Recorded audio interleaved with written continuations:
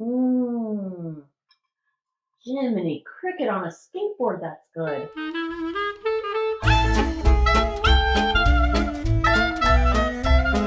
Hello and welcome to another video. My name is Heather and as always I'm reading with a vengeance and I hope you are as well. Much love to you OGs who keep coming back, and if you're new to my channel, very warm welcome to you. I hope everybody is doing very well. How is everybody's reading doing? Today I am here to talk to you about the books that are coming out in May that I am super excited about. And I'm so excited that I want to share with you because I think you'll be excited about them too.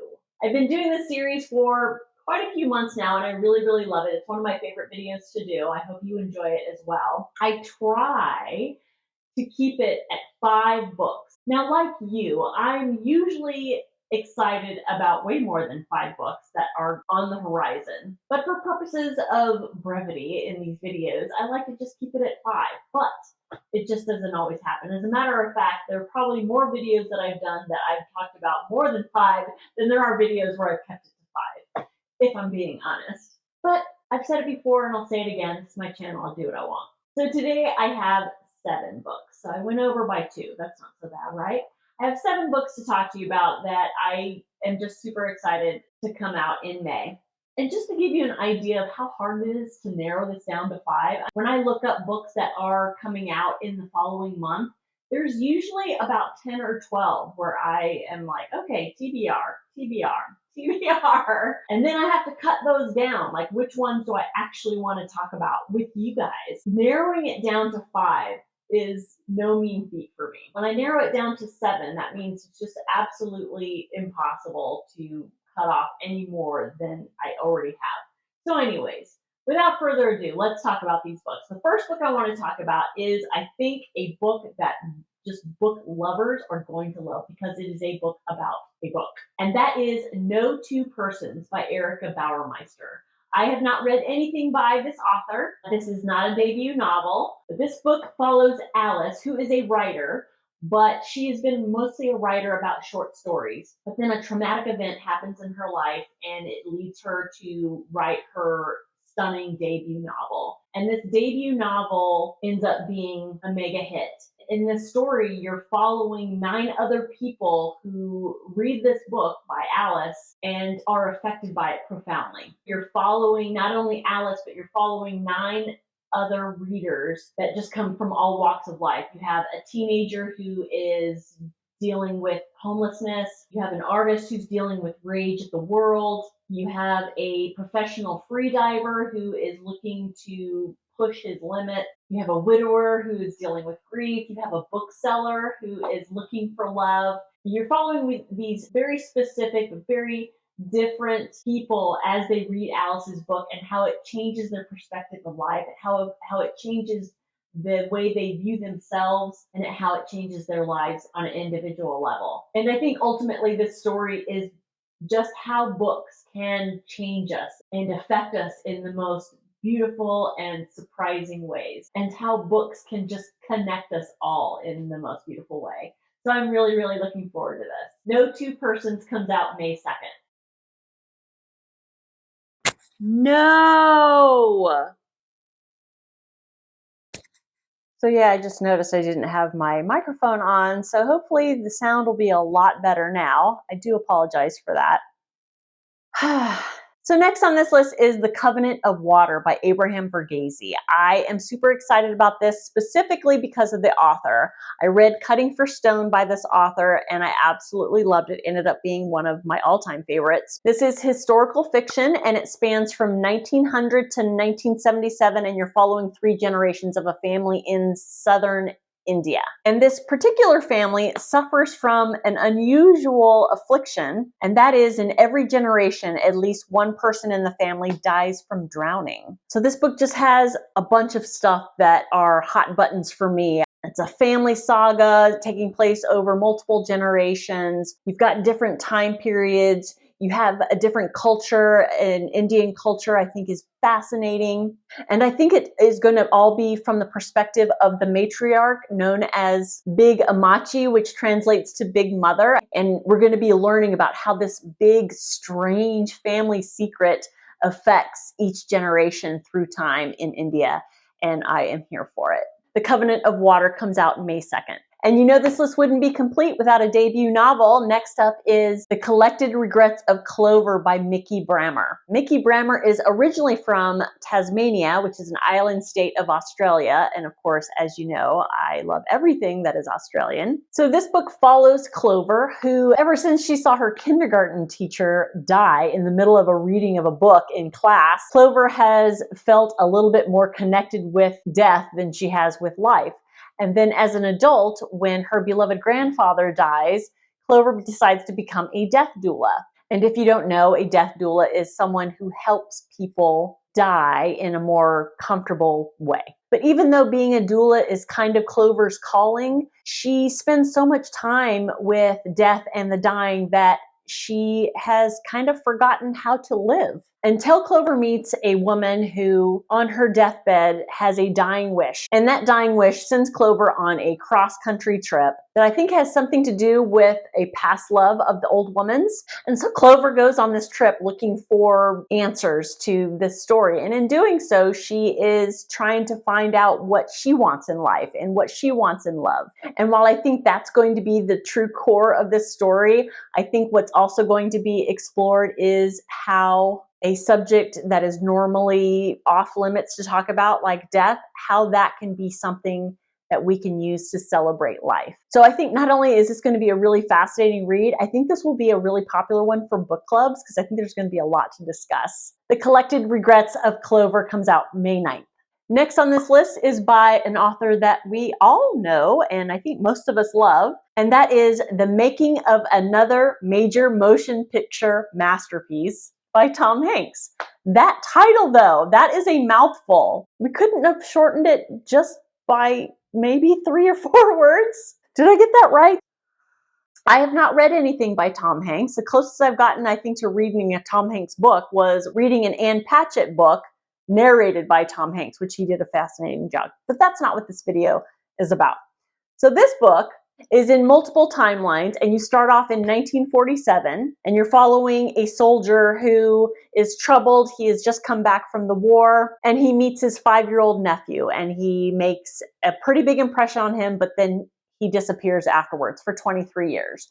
Then you cut 23 years later to 1970 in Oakland, California. That nephew is now a comic book writer, writing mostly kind of underground type comics. He meets up again with his uncle. They get together and they co-write a comic book with the uncle as a World War II hero.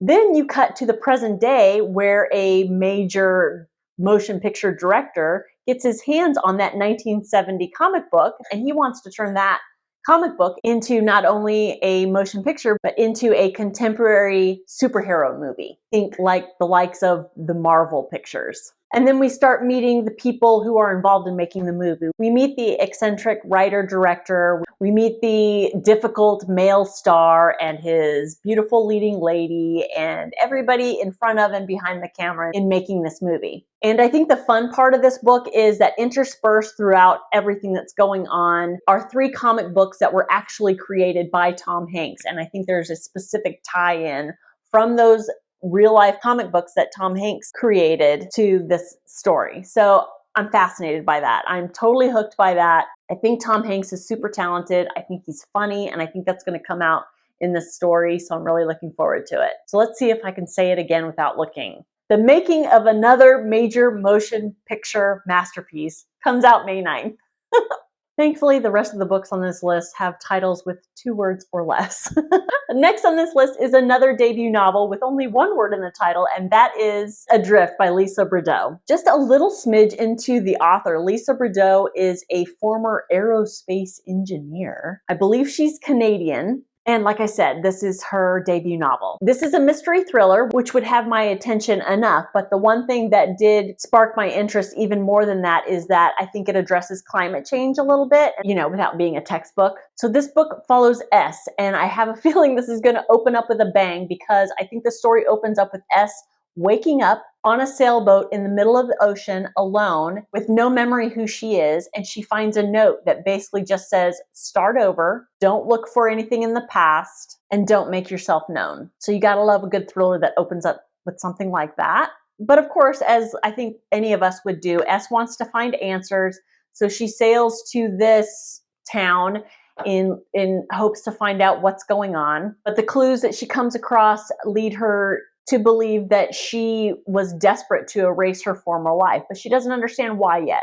And then she also believes that somebody is watching her and she doesn't know why. And that somebody is trying to prevent S from finding out answers to who she was in her former life and why she can't go back to that. All the while in S's world, the Earth is, of course, at the tipping point of disaster because of climate change. And all the danger that surrounds her is going to affect her decision of which life that she wants.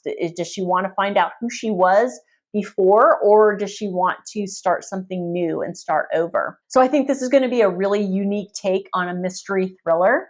And I think it's going to have some really smart themes involving climate change and what's happening to us now. That's just going to be super relatable as a reader. And I think all of this is going to be really fascinating coming from somebody who is a former aerospace engineer, and then she also got a graduate degree in urban planning. I don't know, there's something about those two things. Urban planning, which is earthbound, and then aerospace engineer, which is space stuff. So I'm really excited about this book. Adrift comes out May 9th. This next one I wanted to add to this list because I very rarely add a nonfiction book. But when I saw this was coming out, I had to add it to this list because I'm sincerely super excited to read it. And that is Quietly Hostile by Samantha Irby. I read Irby's Wow, No Thank You, which is a collection of essays, and I listened to it, which was narrated by the author, and it was just so much fun to listen to. It was just about her life and getting into the business of writing and TV writing, and it was just so much fun. She's so funny. She is, I believe, in her 40s, and so she talked a lot about what it means for a woman in her 40s to be alive. I found it completely relatable. So this book, Quietly Hostile, is another collection of essays, and I don't know, she can write about the phone book, and I'd want to read it. I think this is going to be more about her success as a TV writer, as a writer, her time in Hollywood, I think. And she also writes about just everyday life. I believe she's going to talk about her experience, her really bad experience at the dentist. And I think she wrote something similar to that in Wow, No Thank You that was just so funny. So I'm super, super excited about this. I'll probably listen to it if she narrates it. It's just fun. This is the kind of nonfiction that I really, really enjoy, where it just kind of feels like you are listening to a friend tell you about their day or their week over a cup of coffee. And I just find that very comforting. Quietly Hostile comes out May 16th. So I saved the best for last. This is the one that I am absolutely most excited for, and that is Killing Me by Michelle Gagnon. This is a mystery thriller. It's kind of marketed as a neo-noir thriller about unlikely heroines that hunt serial killers. What more could you possibly want? So this one follows Amber. She is one of those protagonists where, of course, her life is a mess, but she thinks of herself as street smart. So she is very shocked when she finds herself grabbed off the street and shoved into a windowless white van. And just when she thinks she's going to be a victim of a serial killer, she gets rescued by this mysterious woman who is a self-proclaimed serial killer hunter. So you would think that Amber's life is at its weirdest when she is an almost victim of a serial killer, but really after she's rescued from that, that's when her life gets really, really weird. Law enforcement is kind of circling her about this whole attack, and they are on the brink of uncovering, I think, a secret from Amber's past. So this sends her kind of fleeing across country, and she meets some eccentric characters on the way, specifically a sex worker and a serial killer obsessed motel manager in Las Vegas. The serial killer that she escaped to begin with is continuing to hunt her. And so she's got all this stuff going on. It just sounds like a fun ride. Now, this kind of smacks of Finlay Donovan a little bit, which I enjoyed. I didn't love it like everybody did, but I did love the premise of that book. But it just sounds like it has all the good stuff. It's got mystery thriller component to it. It's got humor in it. It's got eccentric characters. It's got a road trip adventure. So I am absolutely super, super duper excited for this one. Killing Me comes out May 16th. So that's it. Those are the books I'm super excited to come out in May. What books are you excited to see coming out really soon? I would love to hear about them. Have I sparked your interest with any of these books? Most of the comments I get on this particular video that I do is, yeah, thanks Heather for making me add more books to my TBR. For that, I tell you from the bottom of my heart, my warmest, you're welcome. But keep those comments coming. I absolutely love them. Really, all of your comments and hellos and everything that you put down in the doodly-doo is what just keeps me going with this channel. I absolutely love it. So thank you all so much. If you're still watching at this point, please consider giving that like button a boop, and a subscribe would be wonderful. Thank you so much for watching, and I will see you all next time. Bye-bye.